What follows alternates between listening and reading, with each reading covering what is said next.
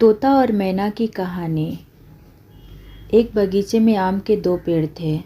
एक पेड़ पर तोता का परिवार रहता था तो दूसरे पेड़ पर मैना का परिवार रहता था।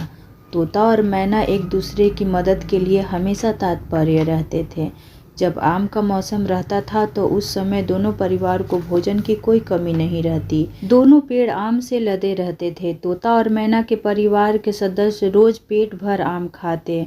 आम का मौसम खाने के बाद उन्हें भोजन की तलाश में दूर दूर तक भटकना पड़ता था। तोता और मैने के बच्चे अभी बहुत छोटे थे, इसीलिए उड़ना नहीं जानते थे और वह अपने अपने घोंसले में बैठे बैठे भोजन का इंतजार करते रहती थे।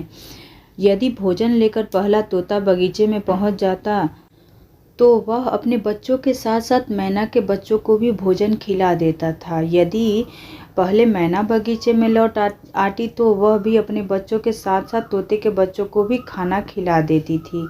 इस प्रकार तोते और मैने के परिवार मिलजुल कर खुशी खुशी जीवन बिता रहे थे। इसीलिए बगीचे में सभी पक्षी उनकी प्रशंसा करते थे। वे आपस में चर्चा करते कि पड़ोसी के साथ मिलजुल कर रहना चाहिए, क्योंकि जीवन के कष्ट कितने आसानी से दूर हो जाते हैं। उसी बगीचे के आम के पेड़ के नीचे एक सांप भी रहता था।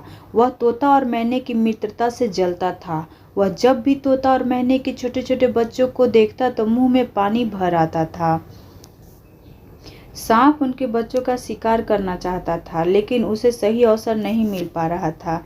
एक बार तोते के बच्चे की तबीयत खराब हो गई। मैना ने उसे आश्वासन देते हुए कहा, दोनों परिवार के लिए भोजन लेने जाती हूँ, तुम हमारे बच्चों का ध्यान रखना। मैना भोजन का प्रबंध करने के लिए बगीचे से बाहर चली गई। तोते का अपने घर की मरम्मत करनी थी, इसीलिए वह भी तिनके चुनने के लिए नीचे जमीन पर चला गया। तभी सांप चुपचाप मैना के बच्चों की तरफ बढ़ने लगा। वह जैसे ही पेड़ पर चढ़ ही रहा था कि तोते ने उसे देख लिया। इतने भयानक सांप को मैना के बच्चों की तरफ बढ़ते देख तोता डर गया, लेकिन शीघ्र ही उसने हिम्मत से काम लिया और वह शोर मचाने लगा। शोर सुनकर बगीचे के सारे पक्षी तोते आसपास इकट्ठे हो गए। इतने सारे पक्षी को देख तोते की हिम्मत दोगुनी हो गई। उसने अन्य पक्षियों के साथ मिलकर सांप पर हमला कर दिया।